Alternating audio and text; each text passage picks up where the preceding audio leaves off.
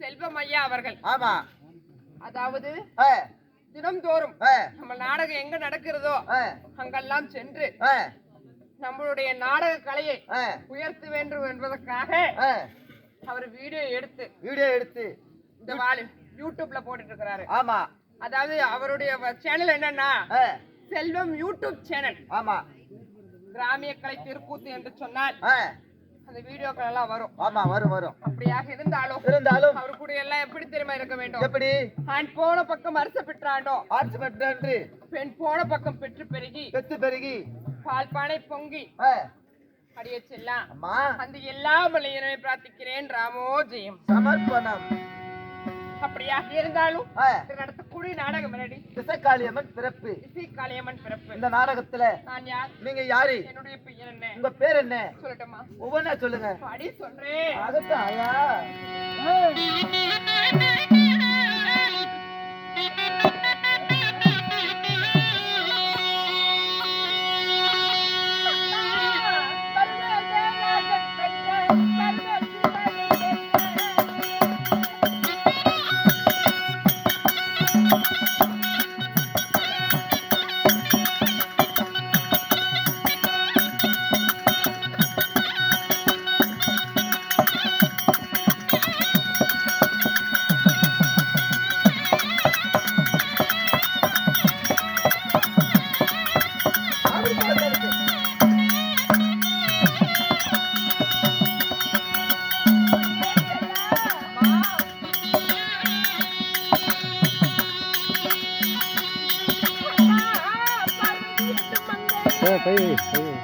கீழே படுத்து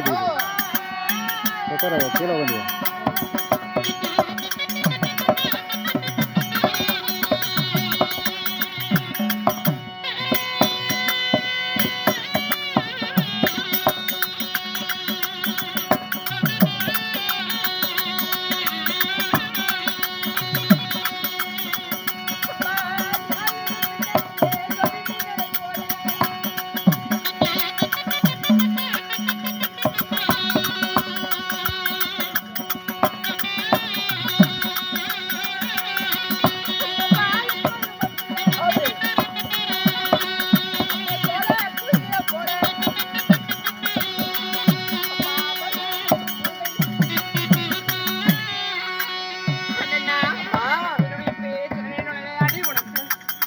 கேட்கலாமா? அண்ணா, என்னுடைய பெயரோ 1000 மின்னலே ஒரு ஜோதி மின்னலாக பல பருவமுள்ள சோலை குயில போல மற்ற வெளியலை உச்சமில்லாத ரூபி அந்தரங்கள் மாதர் மெச்ச சுந்தரமாக உள்ளம் கொண்டே என்னுடைய பெயர் என்ன தெரியுமா? என்னம்மா? அண்ணா, உமா பார்வதி என்று சொல்லலாம். உமா பார்வதின்னு சொல்றீங்களே, இந்த உமா பார்வதி பிறந்த பிறப்பின் ரகசியம் என்ன தாய்? எப்படி தெரியுமா ஜெகனமானவன்? எப்படி? உன்ன மாதிரி ஒரு தாய் நங்கத்தில் பிறந்தவளா? சரி, எப்படி தெரியுமா பிறந்த? எப்படிமா பிறந்தீங்க? ஆகட்டும், படி சொல்றேன். நோட்டடி கண்ணு.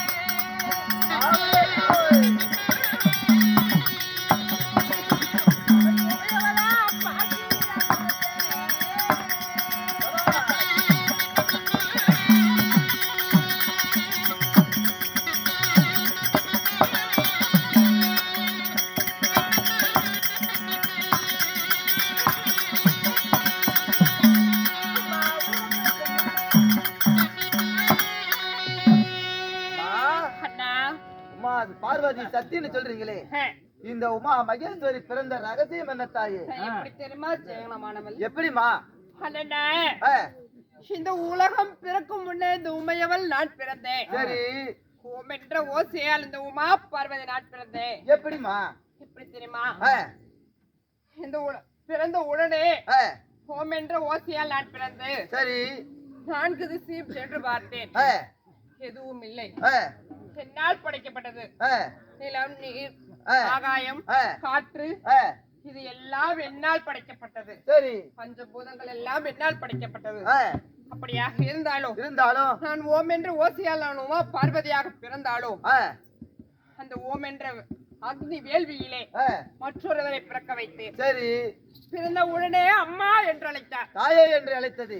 ஆமா. அது யாருமா? அப்படி என்று அழைக்கும் பொழுது தாயே என்று அழைக்கிறாரே அப்படி என்று சொல்லி அவருக்கு என்ன பேர் தெரியுமா வைத்தேன்? என்ன பேரு? அம்மா என்று அழைத்ததால் அவர்தான் விநாயக பெருமான். விநாயக பெருமான். ஆமா. சரிங்க. சொந்தி கணபதி என்று சொல்லலாம். ஆமா. என்னுடைய மகனாக ஏற்றுக்கொண்டேன். மகனா ஏத்துக்கிட்டீங்க. அப்படியாக இருந்தாலும் இரண்டாவதாக அந்த அக்னி வேள்வியிலே ஒருவரை பிறக்க வைத்தேன். யாரு? பெண்ணே என்று பிறந்தார். சரி. நானோ பிறக்கும் பொழுது முக்கண் படித்து சூடாயத்துடன் நான் பிறந்தவள். சரி. நம்மளை பெண்ணு என்று அழைக்கிறாரா அப்படி என்று சொல்லி ஆகாரம் கோபம் கொண்டு எனது 3வது கண்ணான நெற்றிக்கண்ணை திறந்து அவர் எரித்து விட்டேன். ஆமா.